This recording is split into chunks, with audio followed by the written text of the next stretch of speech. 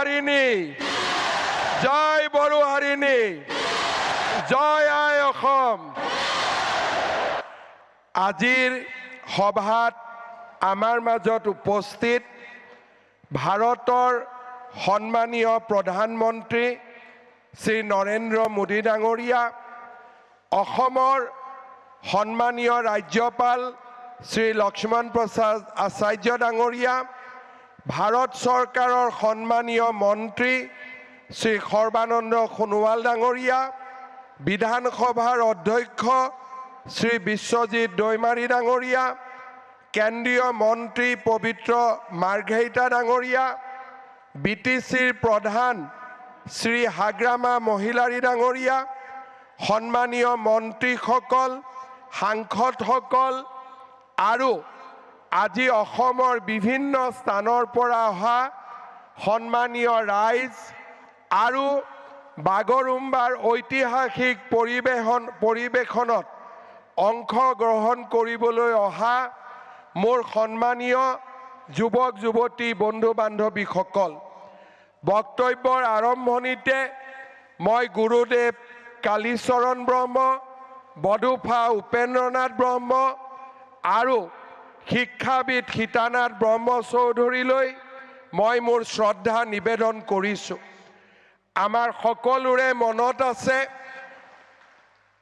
1957 চনৰ 26 জানুৱাৰী তাৰিখে শ্ৰী সতীশ চন্দ্ৰ বসুমতাৰী, ওস্তাদ কামিনী কুমাৰ নাৰ্জাৰী আৰু মদাৰাম ব্ৰহ্মৰ নিৰ্দেশনাত নতুন দিল্লীত প্ৰথম বাগৰুম্বা নৃত্যৰ ঐতিহাসিক পৰিৱেশন হৈছিল আৰু তাৰ পিছতেই বাগৰুম্বাই ৰাষ্ট্ৰীয় স্বীকৃতি লাভ কৰিবলৈ সক্ষম হৈছিল।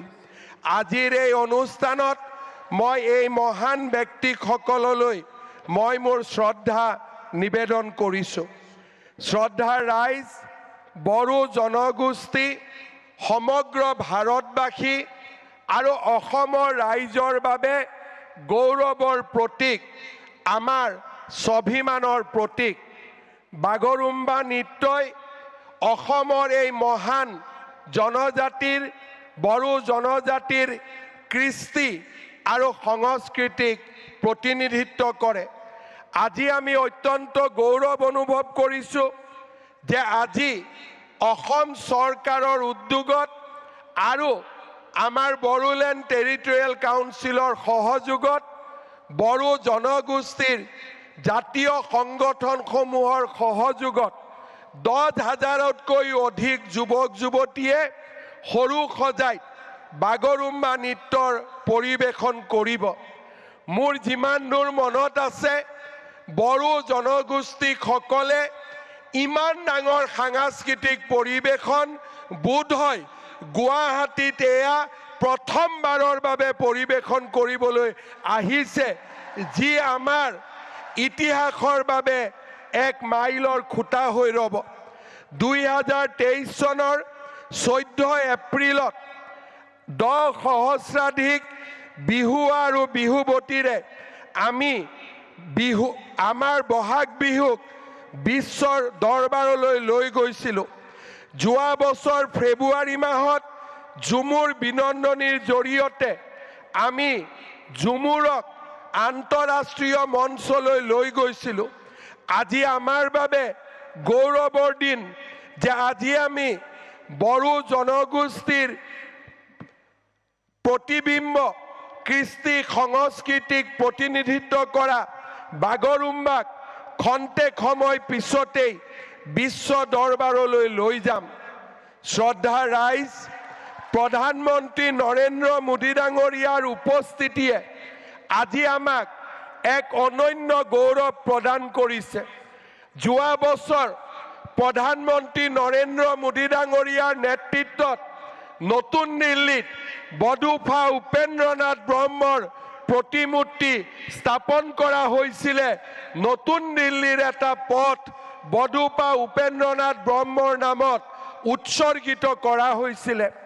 হাগ্ৰামা মহিলাৰী ডাঙৰীয়াই উল্লেখ কৰিছে কি ধৰণে 2003 চনত BTCলৈ স্থায়ী শান্তি উভতাই আনিবলৈ প্ৰধানমন্ত্ৰী বাজপেয়ী ডাঙৰীয়া আৰু 2020 চনত প্ৰধানমন্ত্ৰী নৰেন্দ্ৰ মোদী ডাঙৰীয়াৰ নেতৃত্বত শান্তি চুক্তি স্বাক্ষৰ হৈছিল।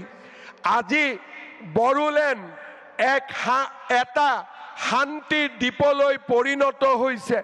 BTCৰ নেতৃত্বত আজি লাহে লাহে বড়োলেণ্ড এখন উন্নত জীৱন্ত প্ৰাণৱন্ত এক অঞ্চললৈ ৰূপান্তৰ হৈছে।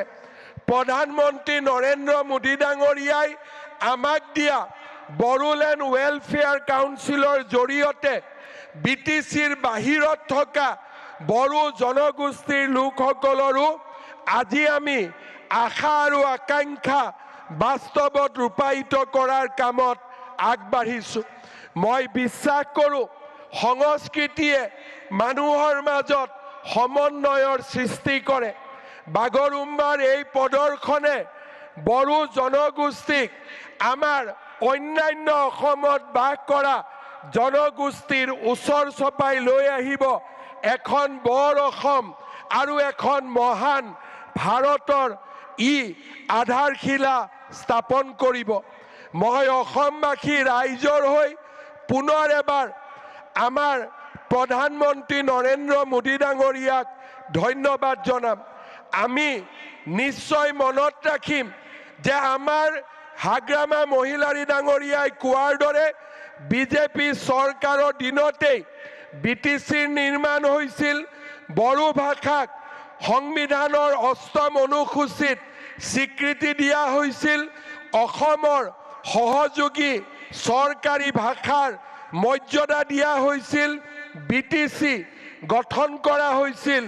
বড়োলেণ্ড ৱেলফেয়াৰ কাউন্সিল গঠন কৰা হৈছিল। মই বিশ্বাস কৰোঁ যে আজিৰ এই অনুষ্ঠানে আমাক ইজনৰ আৰু সিজনৰ মাজত সম্বন্ধ আৰু অধিক মজবুত কৰিব, আৰু অধিক শক্তিশালী কৰিব, আৰু বডোফা উপেন্দ্ৰনাথ ব্ৰহ্মৰ আদৰ্শক বাস্তৱত ৰূপায়িত কৰাত আমাক আকৌ এবাৰ প্ৰেৰণা যোগাব। প্ৰধানমন্ত্ৰী নৰেন্দ্ৰ মোদী ডাঙৰীয়াৰ আজিৰ উপস্থিতিয়ে বড়ো জনগোষ্ঠীৰ সন্মান আৰু আমাৰ স্বাভিমানক এক নতুন পৰ্যায়লৈ লৈ গ'ল। আজি আমাৰ এই অডিটৰিয়ামত, সৰুসজাই ষ্টেডিয়ামত আৰু ইয়াৰ বাহিৰতো অজস্ৰ বড়ো আৰু আন অসমবাসী লোক আহি ইয়াত উপস্থিত হৈছে। এই মুহূৰ্তত অসমৰ প্ৰতিগৰাকী লোকে টেলিভিছনৰ সন্মুখত বহি আছে এই ঐতিহাসিক নৃত্য চাবলৈ। দেশ আৰু বিশ্বত বাস কৰা বড়ো জনগোষ্ঠী আৰু আন অসমৰ জনগোষ্ঠীসমূহে আজি টেলিভিছনৰ পৰ্দাত অপেক্ষা কৰিছে ঐতিহাসিক নৃত্যলৈ। প্ৰধানমন্ত্ৰী নৰেন্দ্ৰ মোদী ডাঙৰীয়াক আমি কিহেৰে ধন্যবাদ জনাম? আমাৰ সন্মুখত একো ভাষা নাই। মই উপস্থিত ৰাইজক অনুৰোধ কৰিম, সকলোৱে নিজৰ মোবাইলত টৰ্চ লাইট জ্বলাই প্ৰধানমন্ত্ৰী মোদী ডাঙৰীয়াক এবাৰ অভিবাদন জনাওক। সকলোৱে থিয় হৈ নিজৰ নিজৰ আসনত থিয় হৈ হাত তালিৰে মোদী ডাঙৰীয়াক সকলোৱে সম্বৰ্ধনা জনাওক। আৰু মোবাইল আমি আকৌ এবাৰ সুন্দৰভাৱে ইফালৰ পৰা সিফালৰে আমি মোদী ডাঙৰীয়াক সম্বৰ্ধনা জনাম। সকলোৱে মোৰ লগত একেলগে ক'ব, নৰেন্দ্ৰ মোদী, নৰেন্দ্ৰ মোদী, নৰেন্দ্ৰ মোদী। বহুত বহুত ধন্যবাদ। জয় হিন্দ, বন্দে মাতৰম।